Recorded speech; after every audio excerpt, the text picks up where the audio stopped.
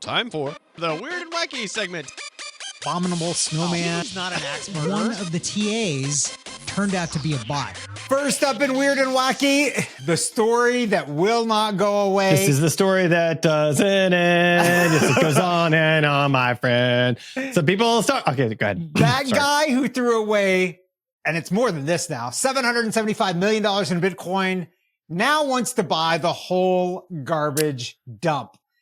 And he thinks that there's only about, I think I heard some story about this. There's only about 10,000 tons of garbage that he needs to sift through to find this hard drive.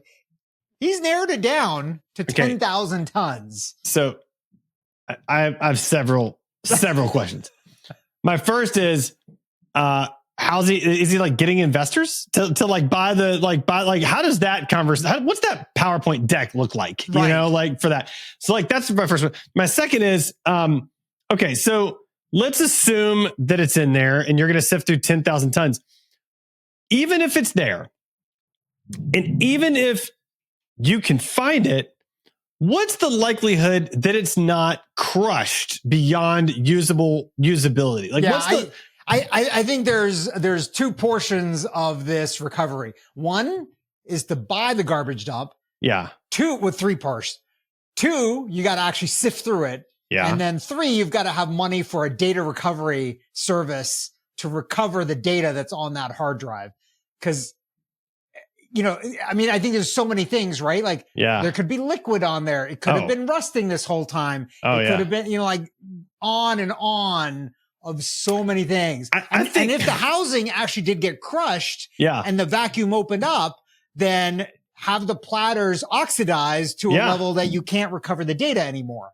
Like my bigger thing is like, not even like I imagine there's this big backhoe and there's this hard drive and the backhoe just cuts the hard drive right in half. This is like that's like, I mean, like seriously, like if it's not already destroyed, just mining it out is likely to destroy it. Like I think you got to do this by hand. I think you got to get a crew in there, and just pick through it all. What does that job description look like?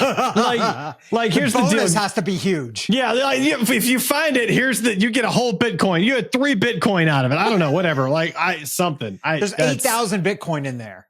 I mean, you better give that crew a lot of Bitcoin and join. Yeah.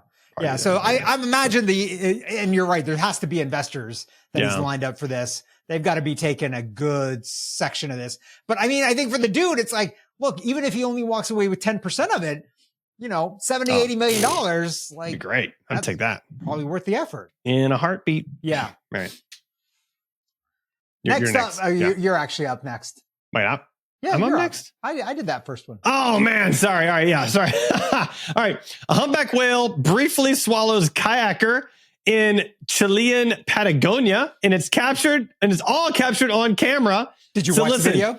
All you people that are big believers in what was it? It wasn't Noah. Jonah that got swallowed by the whale.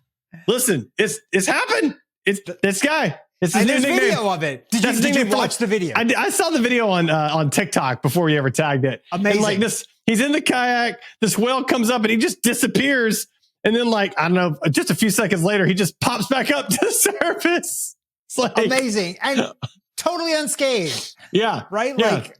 Totally fine. I think that's the day you go and buy a lottery ticket because, dude, you got something going for you. Got swallowed by a whale. Like unbelievable. Yeah. And last up in Weird and Wacky, this actually is a callback to the rat story, the mice story that we just talked about. Wild fish can recognize human divers. So after about 10, 12 days, these scientists realized that these fish would follow the diver that would give them food and not the other diver that wasn't giving them food. What? And they could recognize them, and they've done some research now. Fish can recognize based on the shape and face of people as well as the sound of them. And this confirms something that apparently fish owners at home have realized as well, is that fish will see, you know, the person that always feeds them, they will kind of realize that person's coming and it's time to eat and will get ready for that food. And so they will react based on the person there, which is not what any of us thought before that fish are smart enough to recognize things like that. Because it That's looks like they're wild. just swimming around all the time. They're not Yeah, really that's doing much of wild. anything. So Who knew?